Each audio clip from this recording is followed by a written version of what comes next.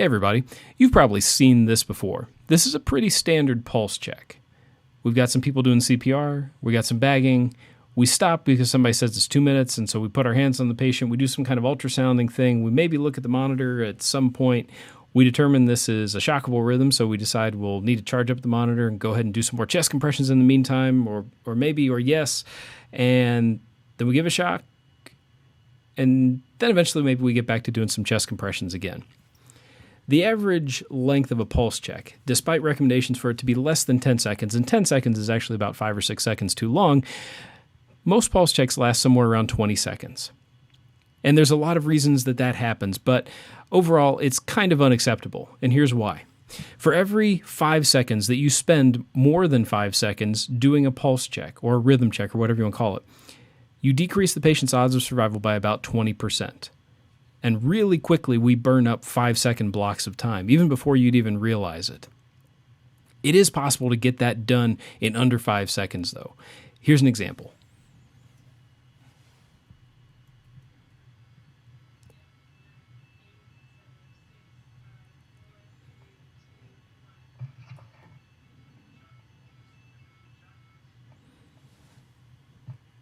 Now that was 4 seconds and change.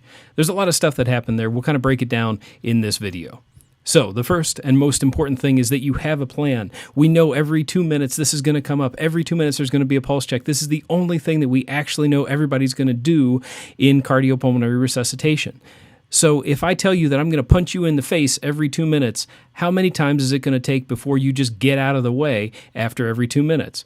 This is the same thing with the pulse check. We know it's coming, but we always act like we're really surprised that all of a sudden it's time to do this pulse check, despite that we've had all this time to prepare for it and we know it's coming. So preparation is going to be key for this, and not only preparation during the resuscitation, but preparation ahead of time so that everybody knows what it is that they're going to do. If you notice, this resuscitation here looks pretty standard for stuff that might go on the floor. And you see that even though it's about 15 seconds to the pulse check, everybody's kind of looking around, smiling, somebody's talking to somebody else. The team leader over there in the gray shirt's not actually looking at the monitor or anything like that. And in about 3 seconds, they're going to get bit because they aren't ready for the pulse check. And then everybody's going to kind of look up like a bunch of meerkats in a field and say like, oh, I didn't know it was time for a pulse check. So how do we actually shorten that time up? Number one is we got to be prepared for it, and we got to know that the pulse check is coming. The first thing when you're running a resuscitation, if you want to shorten your pulse check up, is to get all the people out of the room. Now you notice these guys are going to be about 30 seconds from the pulse check, and there's not 12 people in the room talking. There's 1, 2, 3, 4 that are within sight that probably could reach out and touch the patient. That's somebody doing chest compressions, somebody doing the airway stuff, and somebody running the monitor. That way, we don't have to get 20 people away from the patient so we can deliver a shock or do chest compressions. We just have to move 4 of them. I want to know about 30 seconds before the pulse check happens that it's coming so I can start getting ready. I also want to know about 10 seconds before the pulse check happens, and then I want to know when it's about time for the pulse check, because at each of those phases, I'm going to do something a little bit different. And this isn't the way that you absolutely have to do it, but this is the way that seems to work out pretty well for me. So at 30 seconds, it would be nice if somebody will go ahead and inform us that we're about 30 seconds till it's time to do another rhythm check. So it's been about a minute and a half since our last one. When you hear 30 seconds, everybody in the room should perk up and start getting ready, because we're going to need to make a lot of stuff happen at one time. The person who's going to do the ultrasound, if they're going to do the ultrasound, will go ahead and prepare themselves, get the machine ready so they're not caught with their pants down. The next person doing chest compressions needs to go ahead and get ready to get in there, because they don't have the luxury of time once the pulse check actually starts to then position themselves. The guy that's doing the airway is going to perk himself up and start making a plan for how he's going to get away from the patient in case they need to deliver a shock. And the guy running the monitor is going to start preparing the monitor and get himself focused so that he can analyze the rhythm and deliver a shock if necessary. At 10 seconds, we're going to do a whole other set of things. This is when the actual pulse check starts. We just don't really think about it that way. So at 10 seconds, we're going to start moving and grooving.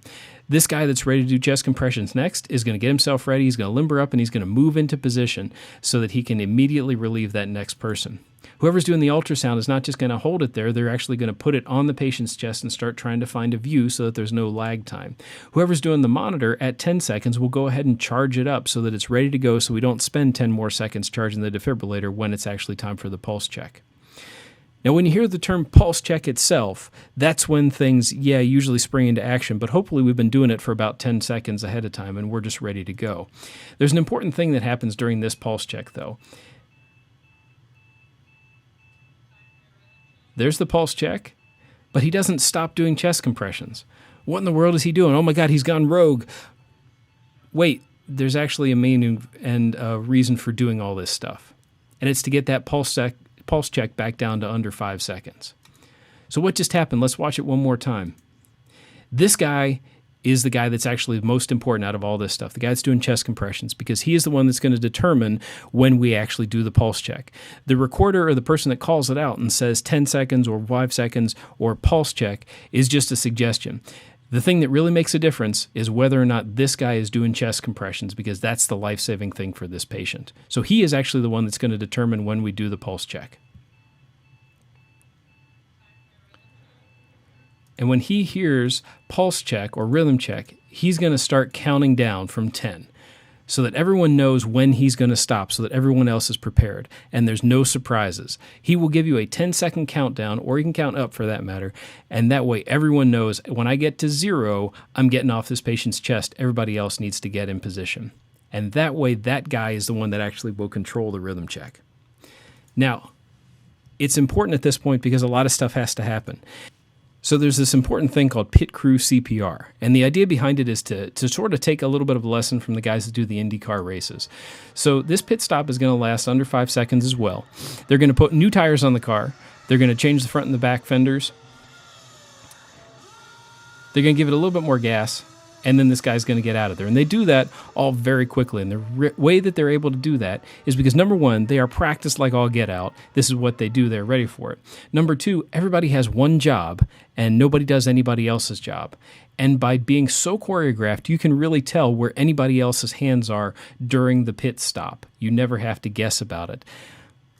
We can adopt those same things during the pulse check if we're practiced at it, or if we at least have an idea of what we're doing. So when somebody says pulse check, the guy doing the ultrasound goes ahead and does the ultrasound. He doesn't do anything else. He doesn't feel for a pulse. He doesn't try to interpret the images. He simply obtains 5 seconds worth of images, or however much time we spend off the chest. The guy that just did chest compressions doesn't stop to feel a pulse or look at the monitor or anything else. He gets out of the way because that's his job right now. His job is to move so that somebody else can get up there and do chest compressions. The next guy to do chest compressions shouldn't feel for a pulse or look at the rhythm or volunteer to reach over to do something. His job is to get up there and get focused on doing chest compressions next so he's ready to go. The guy doing the monitor is only focused on the monitor, and he's the one, he's got his finger on there. He will determine whether or not this is a shockable rhythm, if he's able to do so, or just focus on being able to deliver that shock as rapidly as possible. And then the guy doing the airway, when he hears 10, 9, 8, 7, 6, 5, 4, 3, 2, 1, when he gets to 1, he's going to give one more squeeze of that bag, and then he's going to get out of the way. He's not going to feel for a pulse. He's not going to look at the monitor, because his job is to clear the patient so that we can deliver a shock if need be after that last breath.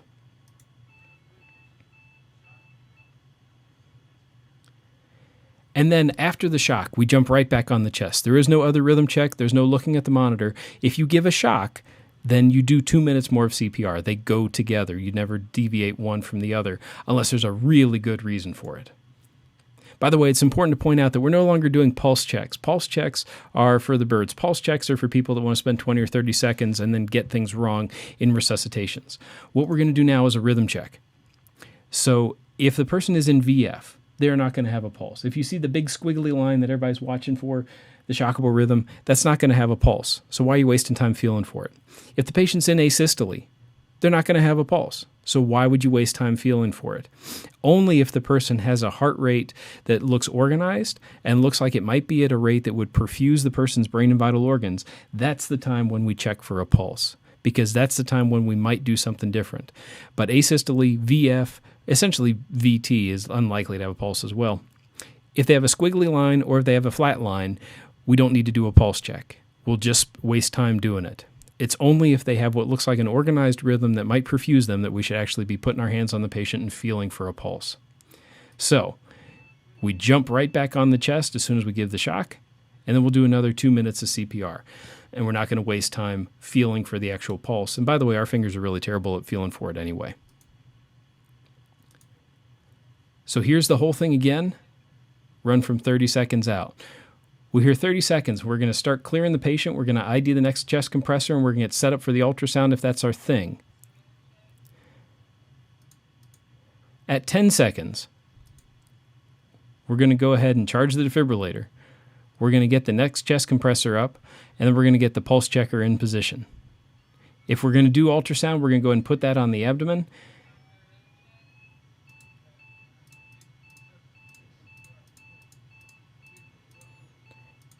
And again, when you hear rhythm check, we're going to do one more bag squeeze, and then the guy doing the respiratory stuff is going to get out of the way. The person doing chest compressions is going to count down 10, 9, 8, 7, 6, 5, 4, 3, 2, 1. And only when he gets to 0 is he going to stop. Otherwise, we have long pauses where people are sort of getting ready to do other stuff.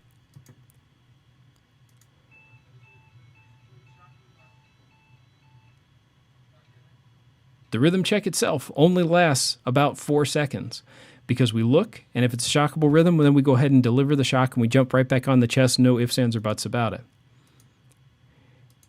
If we determine it's not a shockable rhythm, we're also not going to waste a lot of time.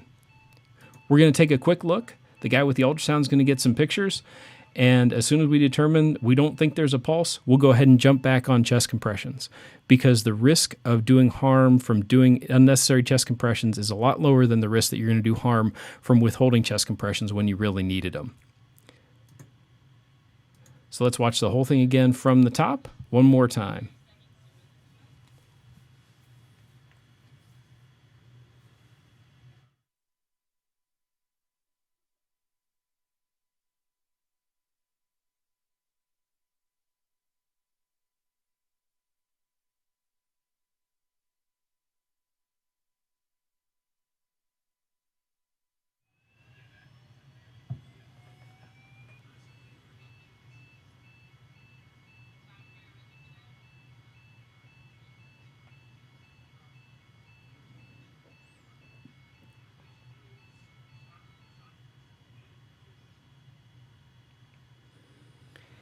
And that's it. There's your 4-second rhythm check. Now that took a lot of practice and that took us rehearsing it a lot, but you can do it. It may not be the easiest thing, and on the first time you try it, it may not be successful. But if we can keep aiming for the shortest rhythm check that we can, we'll find that instead of spending 2 or 3 minutes off the patient's chest in the course of a resuscitation, maybe we only spend 20 seconds. Maybe we get that chest compression fraction up to 95%, and maybe we bring back a few more people a year. So this is what we're here to do, and what we do makes a difference. Not everybody is going to come back, we know that, but if we can bring a couple, 3 more people back a year, that's a couple, 3 more people that were dead and are now alive and can go hold their grandchildren, kiss their wife, take their dog for a walk, and that matters. So keep up the good work, and we'll see you around the emergency department.